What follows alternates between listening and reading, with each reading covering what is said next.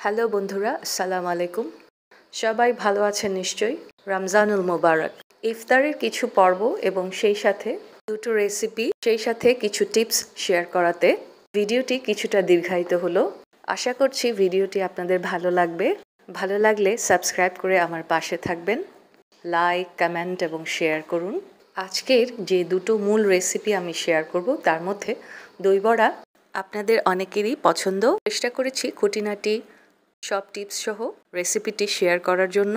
ধৈর্য ধরে পুরো রেসিপিটা দেখে নেবেন। তেঁতুলের টক ও গ্রিন সস তৈরি পর্বটিও আমি উপস্থাপন করার চেষ্টা করেছি।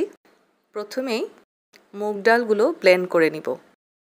এগুলো আমি প্রায় 4-5 ঘন্টা ধরে পানিতে ভিজিয়ে রেখেছি।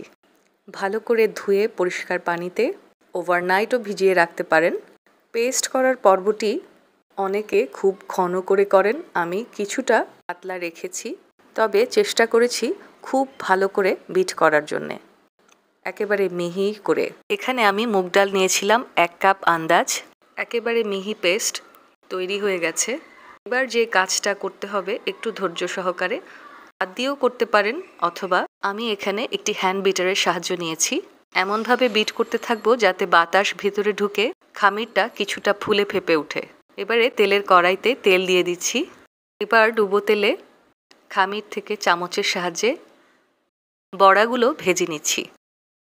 গোল্ডেন কালার হওয়া পর্যন্ত ভেজে নেব। আপনারা চাইলে এই খামিরের সাথে 1 চিমটি বেকিং পাউডারও যোগ করতে পারেন। ভিজিয়ে রাখা এবং ব্লেন্ড করার পর্বটি ঠিক মতন হলে এর কোনো প্রয়োজনই পড়বে না। এবারে বড়াগুলোকে হালকা গোল্ডেন কালার হওয়া পর্যন্ত মাঝারি মৃদু আঁচে ভেজে নেব। বেশি আগুনে ভাজতে গেলে বড়াগুলোর ভিতরে কাঁচা রয়ে যাবে। এই পুরো 1 কাপ মুগ ডালের খামির দিয়ে আমি কড়াইতে ডুবো তেলে 3 বার করে ভেজে নিলাম। যেহেতু আমি পরবর্তী পর্যায়ে বড়াগুলোকে লবণ পানিতে আধা ঘন্টা ভিজিয়ে রাখবো, তাই বড়ার আকারটা কিছুটা ছোট রেখেছি। ফুলে ফেপে এগুলো ডাবল সাইজ হয়ে যাবে। 1 বাটি ফুটানো ঠান্ডা পানিতে 2 টিস্পুন লবণ দিয়ে ভিজিয়ে রাখবো। বরাবর আধা ঘন্টা পর আমি পানি নিংড়ে চিপে চিপে বড়াগুলোকে এক এক করে তুলে নিলাম। দেখতেই পাচ্ছেন কি পরিমাণ সফট আর ফ্লাফি হয়েছে। ইফতারের আরেকটি রেসিপিতে ছিল চটপটি। 1 কাপ আন্দাজ বুট 3-4 ঘন্টা ভিজিয়ে রেখে প্রেসার কুকার ইনস্ট্যান্ট তৈরি করব।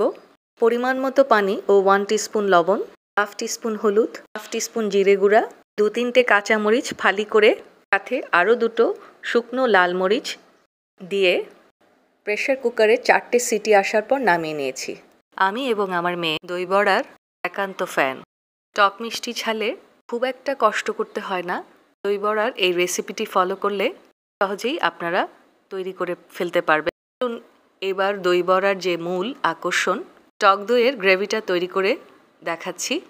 দেখতেই পাচ্ছেন এখানে প্রথমে 1/2 টিস্পুন লবণ, 1/4 কাপ চিনি, টালা জিরা ও ধনে ফাঁকি টিস্পুন করে, আর যেটা 1/2 টিস্পুন সবশেষে যোগ করব, 1/2 টিস্পুন করে কাবাব মশলা, 1/2 টিস্পুন করে গোলমরিচ। আরও কিছুটা দই যোগ করে নিলাম। দইটা ঘন অবস্থায় ফেটানোর চেষ্টা করছি। যোগ করে নিচ্ছি।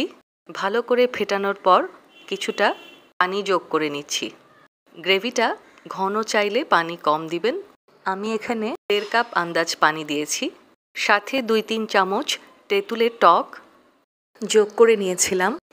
আজকের ইফতারের সর্বশেষ পর্বটি ছিল দই বড়া। ফল এবং সালাদ কাটার দায়িত্বে ছিলেন আমার সাহেব। ইফতারের 1 ঘন্টা আগে থেকেই বড়াগুলোর উপর দই বিছিয়ে দিব, যাতে দইয়ের গ্রেভিটা শুষে ফুলে ফেপে ডাবল হয়ে ওঠে।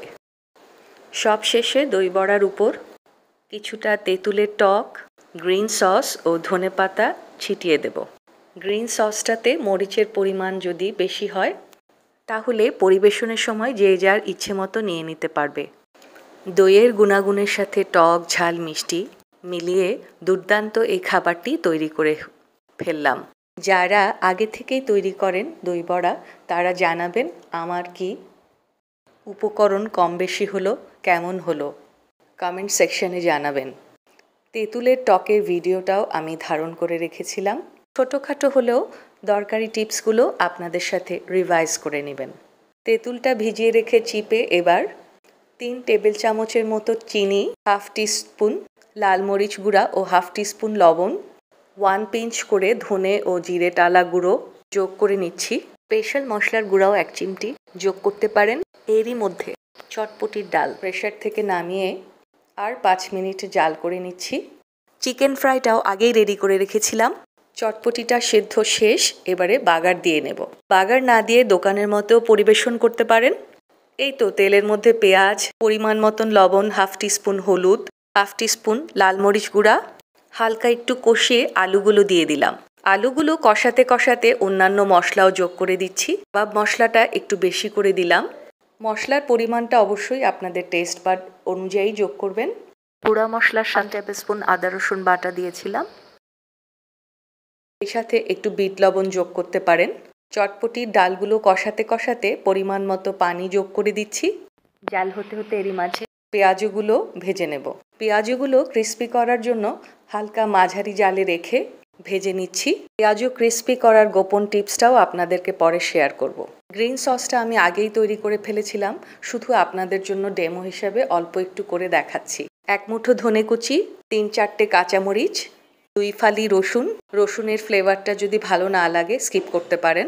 সেই সাথে 1 পিঞ্চ করে লবণ চিনি, ধনে জিরের ফাঁকি ও অল্প একটু তেঁতুলের সস যোগ করে বিট করে নিচ্ছি। এই তো দারুণ ফ্লেভারে গ্রিন চিলি সসটা রেডি হয়ে গেল। ঝাল যদি বেশি খেতে চান মরিচটা একটু বাড়িয়ে দিলেই হবে। গ্রিন চিলি সসটা নিয়ে বয়মে 2-4 দিন প্রিজার্ভ করে রাখতে পারেন। ভাজা পোড়া যে কোনো আইটেমের সাথেই বেশ জমে উঠবে। খাবারগুলো কী যে লোভনীয় হয়েছে! চটপটি, দই বড়া, চিকেন ফ্রাই, ক্রিস্পি পেঁয়াজু, সেই সাথে ফল আর সালাদের কম্বিনেশন। আপনারা সবাই ভালো থাকবেন। আল্লাহ হাফেজ।